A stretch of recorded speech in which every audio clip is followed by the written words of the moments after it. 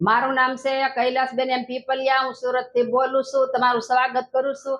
તો આજે આપણે બનાવશું નવી રેસીપી બાજરીના ટેઠવા. તો આપણે આ બાજરી પલાળી લીધી છે.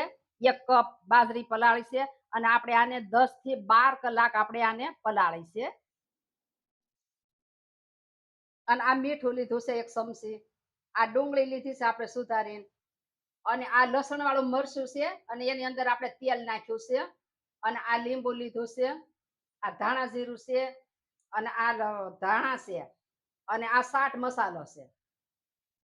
તો હવે આપણે આ કુકરમાં બાફવાનું છે. તો આપણે આ ગેસ ચાલુ કરશું.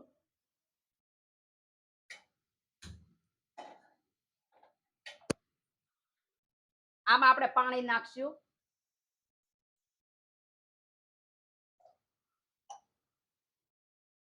અને આ બાજરી પલાળેલી છે એ આપણે આમાં નાખી દઈશું.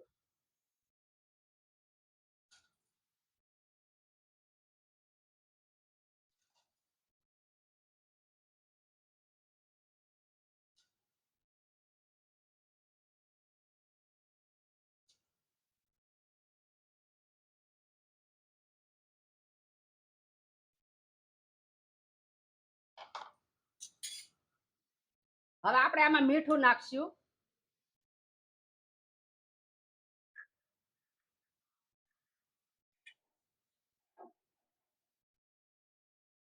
હવે આપણે આ ઢાંકણું બંધ કરી દેશું. આપણે 4 થી 5 સીટી થવા દેશું. તો હવે 4 થી 5 સીટી થઈ ગઈ. આપણે જોઈ લેશું હવે.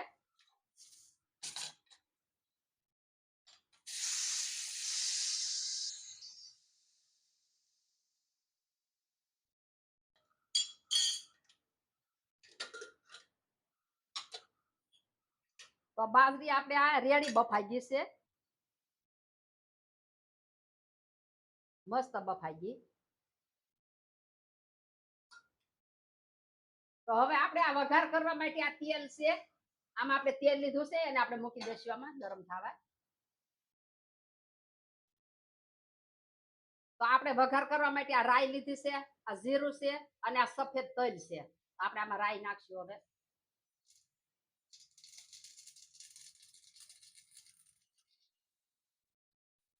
તલ નાખશું આપણે આમાં. હવે આ બાજરી નાખી દઈશું.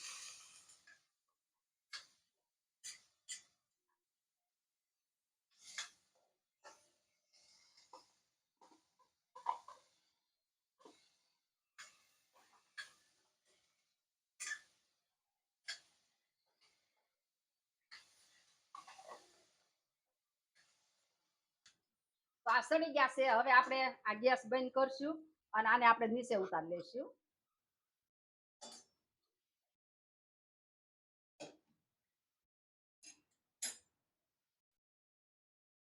તો આ આપણે આમાં બધો મસાલો હવે ભેળવી દઈશું. આ ડુંગળી છે, ડુંગળી નાખશું.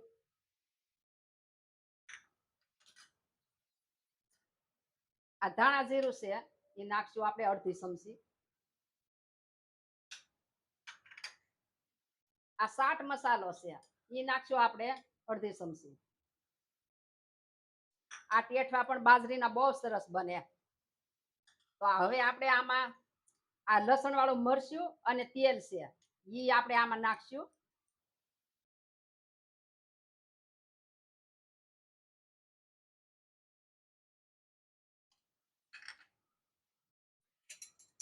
આ લીંબુ છે એ નાખશું આપણે.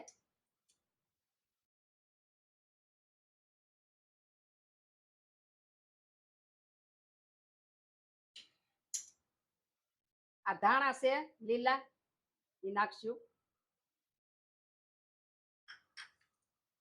હવે આપણે આને બધું મિક્સ કરી દઈશું.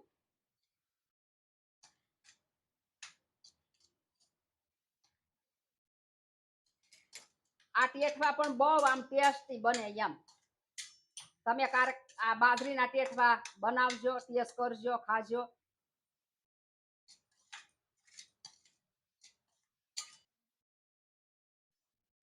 આ ટેઠવા પણ આપણે વરસાદમાં મજા આવે ખાવાની. બહુ ટેસ્ટી અને સરસ બને છે. અમે તો આ ઘણી વાર અમે આવા બનાવીને ખાઈએ. અમને તો બધાને બહુ આ પસંદ ટેઠવા. અમે તો ખાઈએ વારે વારે બનાવીને આ ટેઠવા. અમને ભાવે બધાને.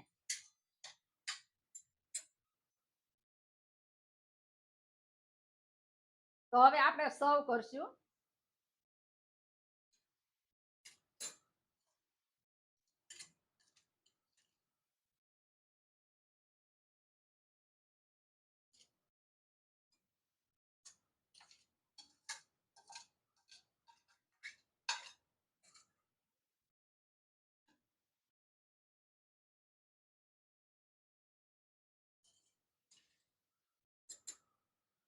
તો આપણે આ ધાણા સર્વ કરશું.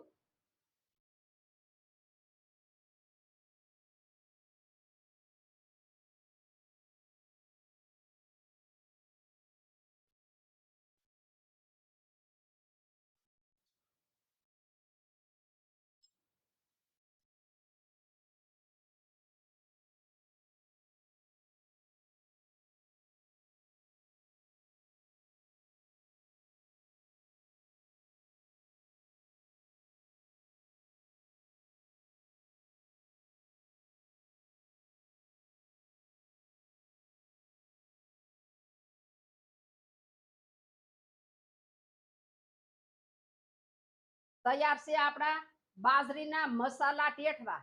તમને મારી રેસીપી ગમી હોય તો મારા વિડીયોને લાઈક કરજો, શેર કરજો અને મારી ચેનલને સબસ્ક્રાઇબ કરવાનું ભૂલતા નહીં. કોમેન્ટ કરી અને કહેજો કેવા લાગ્યા તમે બાજરીના મસાલા ટેઠવા.